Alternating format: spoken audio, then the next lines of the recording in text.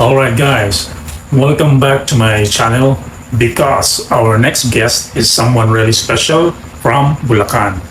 Itong ating bida, I actually caught up with him recently for an interview at the Tahanan ng Sining where he was working on Top Artist Fest, one of the exhibitors. Anyway, he paints these insanely detailed, hyper-realistic watercolors and acrylics, mostly inspired by Catholic faith and tradition. He actually studied architecture at UST, but his artistry extends beyond painting to jewelry design, sculpture, and ecclesiastical vestments. Now guys, panoorin natin siya in a while and find out.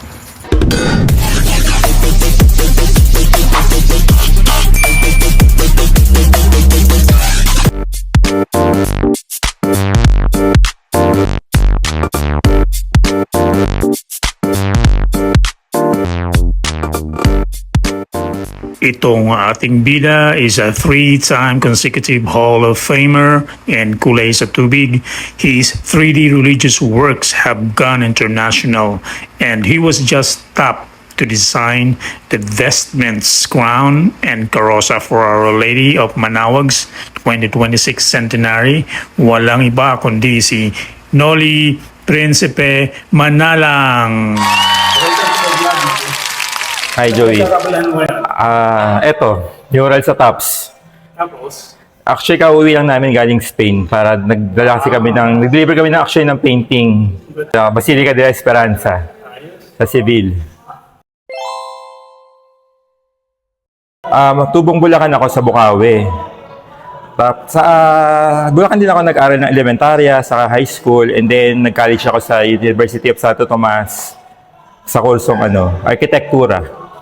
And then, naging full-time artist ako after graduation from college. Ever since talaga, mahilig ako mag-drawing kasi lagi ako naisasayi sa mga poster making. Actually, nung high school, ako editorial cartoonist ako sa school paper. Oo, yun. Then actually, yun yung una kong national competition na. Nagsisimula ako lagi sa research. And then I compose my painting very carefully because alam mo naman sa watercolor, yung medium natin na to is very unforgiving. Once magkamali ka, tapon na. Kaya kailangan talaga precise.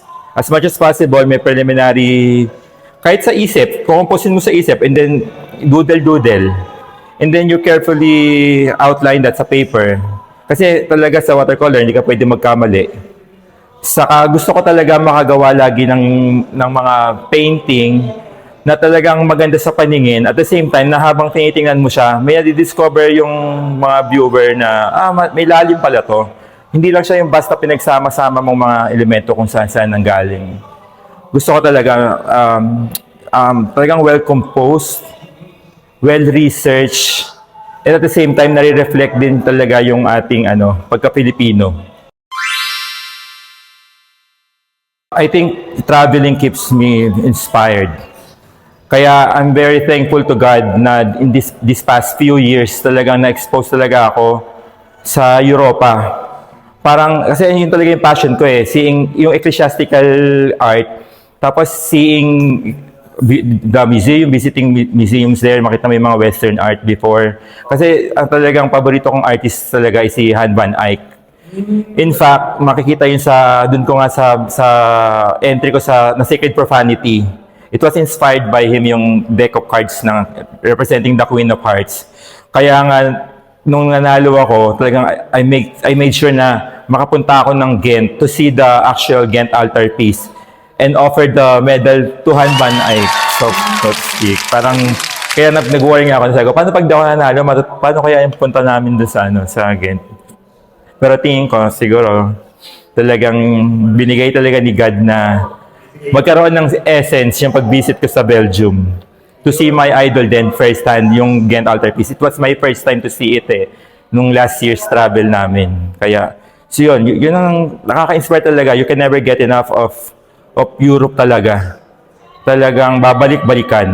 yung sentro ng art. Oo, yes. And humanities. I think the most challenging project sa akin, itong huli, kasi the pressure is is high. Kasi yung ginawa ko last time na dinala namin sa Sevilla, Spain, yun kasi yung mag-fill up dun sa vacant niche ng Philippines. Kumbaga, ang tawag nila doon is Alta de la Hispanidad. Kumbaga, lahat ng mga Spanish former colonies like the South American countries, meron silang meron na silang painting do sa retablo. And then yung sa akin na lang yung iniintay, kumbaga yung sa Philippine space wala pa siya. Kaya at the same time very memorable yan. And syempre kailangan ko rin na may represent ang Philippines sa best possible way that I can. Nagsimula kasi yung pagiging basement designer ko nung gumawa kami ng basement sa Lanaval sa Quezon City. And ako rin myself, kamarero kasi ako, meaning caretaker ako ng mga religious images. Naglalabas ako tuwing Holy Week sa aming parokya. Kaya mula nagtuloy-tuloy siya, nagkaroon ako bilang artist, siguro medyo may hatak yung pagiging artist din siguro. Medyo pinagkakatiwalaan tayo in terms of design. Kaya nagtuloy-tuloy siya. Kaya naging thank God na nagtuloy-tuloy yung mga project until nag-culminate nga ito last April nung ginawa namin yung buong regalia ng Our Lady of Manaoag sa kanyang centenary ng kanyang canonical coronation sa Pangasinan. Kaya it's a dream come true talaga sa akin na magawa talaga yung centenary vestment ng Our Lady of the Rosary of Manaoag. Itong Sacred Illustrations ay halimbawa lamang sa mga gawa ni Daniel Mitsui.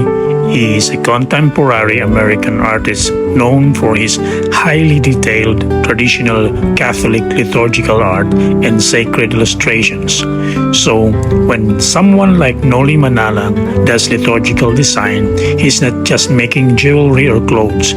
He's creating art that touches the lives of the viewer and reconnects the onlooker with the divine. So, ang liturgical designing ay ang paglikha ng mga sining, kasuotan ng kagamitan at espasyo na sadyang ginagamit sa banal na pagsamba, lalo na sa misang Katoliko.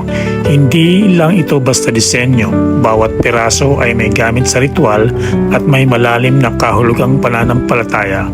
It meant to lift the soul to God and connect people to the sacred.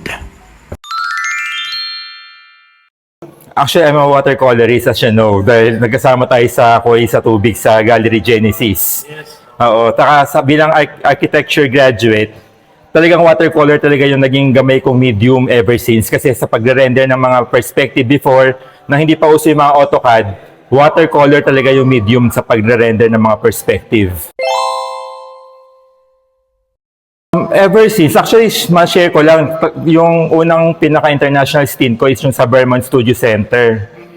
Way back in 2004. Actually, dahil bata pa kami noon, talagang sabay nga kami ni Sam na nag-apply. Isang envelope lang kami na pinadala. Oo, luckily ako yung napili. Kaya si Sam Penaso, actually lucky charm ko yan. Ito ba yung Hindi. Ito yung Noong 2004, bali kumukuha ang Vermont Studio Center sa sa mga Asian countries ng isang winner kung saan pinafund nila yung artist residency for 2 months, and then you're going to have your solo exhibition sa Red Mill Gallery sa Vermont Studio Center. And luckily, ako yung naging representative ng Pilipinas noong taong 2004 to 2005 bilang Fremont Fellow sa Vermont Studio Center. Ito na ba yung sa global distinction mo? Actually, siya yung isa sa pinakauna ko talagang stint internationally. And then, nagtuloy-tuloy siya. Nito na lang, in the recent years, nung sumasali na ako sa Biennale abroad, which is yun nga, recently, last year, yung Florence Biennale 2025. Yun yung 15th edition nila, where I won the President's Choice Award, kumbaga, parang special commendation from the President of the Florence Biennale in painting category. Ilan mo na nasali ito? This is my second participation. I participated first in the year 2023. Kasabay ko sila Dale Bagtas. Ayun, Oo. Maraming kami Pilipino that time, parang nasa 20 yata.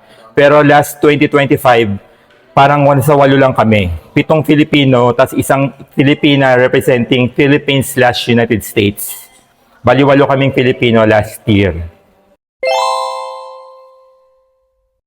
Nagsimula ako sa Genesis nung na-discover ako ni Mrs. Salas sa D1 ng Sining Contest na sponsored by NCCA year 2002. And then, invite niya ako dahil Genesis before is nasa Mega Mall. Nag-usap kami sa gallery. And then, in-invite niya ako to participate 2002. And then, luckily, nakuha ko ang top 5 award in 3 consecutive years. 2002, 3, and 4. Making me the youngest Hall of Famer. Hindi, meron naman tayong Hall of Fame exhibit eh. Kaya sa watercolor competition, siguro, ayun, nakagraduate tayo sa Genesis. Pero, ang dami namang pinanganak pa ng mga national competition like GSIS, the annual AAP. Madami pa. Actually, yung cage sculpture, it was inspired during my European trip na pasalamat din ako sa Diyos na nagkaroon ako ng pagkakataon to visit Europe multiple times. Kaya naging series ko yung Europa, kaya sculpture siya ng myth of Europe. Pero yung sculpture na yon talagang binigyan ko pa rin siya ng personal touch through painting. Kaya individual bulls were actually hand-painted by me, depicting different themes na closest to my heart. Kaya yung sculpture na yon na venture ko last year, which is naging successful naman kasi naging solo exhibit ko rin siya during the Art Fair Philippines. And technically, it was sold out. Kaya, actually, naghahanda ako for the follow-ups ng sculpture painting, ano ko na yun, na venture ko. Anong sculpture mo yun? Carabao series ang sinisimulan ko for the, Is this for exhibition? hopefully, sana. Naghanap din ako ng proper and right venue for that. And during nga nung paggawa ko ng Europa, nag-manufacture kami ng Europa series. Luckily, nung pinresent ko sa gallery, which is Paseo, they were so generous to support me. Sila talaga yung kumuha talaga ng space for the Art Fair Philippines 2023. And then I mounted my first sculpture. Actually, it's a mixture. It's a fusion of painting and sculpture. And also, may mga paintings din ako na kasama dun sa exhibition na yon. Kaya talagang doon ko siguro naibigay lahat ng discipline na ipakita ko sa Art Fair Philippines. And yun nga sabi ko, thank God na naging successful naman siya. Siguro, lagi ka lang open ka sa ideas, open ka sa changes. You have to reinvent yourself. Pero hindi ka dapat din malamon nung sistema ng kung ano yung fad yun ang gagawin mo. Basta matuto ka lang siguro to reinvent yourself, to fuse what is... Talaga exposure is very important to me. Kaya itong mga biennale na to, napaka-importante niya kasi doon ka makakakuha ng mga ideas talaga. Makikita mo kung ano yung artistic language prevailing in this time and age. Tapos kung ano talaga yung passion mo, i-fuse mo siya and then it will be yours. Siyempre, ang talent natin ay pahiram sa atin ng Diyos. Kaya, lagi akong thankful talaga sa Kanya. Sa parents ko, siyempre, dahil sinuportahan nila ako no matter what. Kasi alam niyo naman ng painting, this is, para siyang hindi naman siya stable job. Kasi talagang, pag sinuwerte ka talaga, swerte ka. This is my 3rd year. Okay naman. Okay naman. Especially kapag nagkaroon ka talaga ng chance na sumama. Kasi last year, I missed the physical participation because nasa Florence Biennale ako. Nung first time, masaya, magandang experience. Kasi at least, showcase mo naman yung kumbaga tayo, we're representing naman Luzon sa Visayas art scene. Parang yun naman yung pinaka-magandang significance. Of course, AAP, ever since. Batang AAP ako eh. Dito ako, year 2000, nung unang sali ko sa AAP. Sa National Painting Competition nila. Nanalo ako ng honorable mention. Oo, tapos nagtuloy-tuloy hanggang nakuha ko yung second. Nung nakuha ko yung second place sa painting category in 2003, tinulungan ko na yung yung mga officers. Until now, full support ako sa AAP. Especially kay Sir Fidel. Thank you. Kasi lagi niya ako sinasabi sa tops. Okay. Don't forget to please subscribe to the channel of Thundercats Joe. Marami tayong matutunan dito. Especially sa fields ng arts and culture. Thank you rin, Joe. This is our first time na na talaga maging intimate pang kwentuhan. Nagkikita tayo sa art scene pa see each other pero hi hello lang. Salamat for sharing your platform with me. And ito rin yung parang ko to share my art with the people. Thank you. Salamat. Thank you, Joe.